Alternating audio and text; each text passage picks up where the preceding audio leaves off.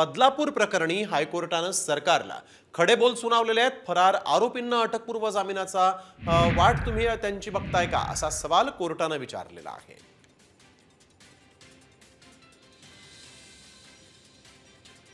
शाळेच्या सीसीटीव्ही फुटेजमध्ये छेडछाड झाली। शाळेच्या ट्रस्टींना घटनेची कल्पना असूनही त्यांनी ही गोष्ट लपवली। गुन्ह्याची माहिती मिळाल्यानंतर पोलिसांना माहिती देण्यास टाळाटाळ करण्यात आली।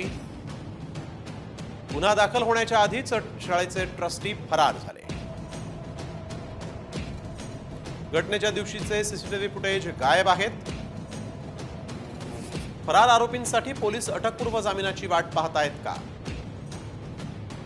पोलिसांनी याआधीही नीट काम केलं नाही आणि आताही करत नाहीत, असं कोर्टानं निरीक्षण नोंदवलेलं आहे।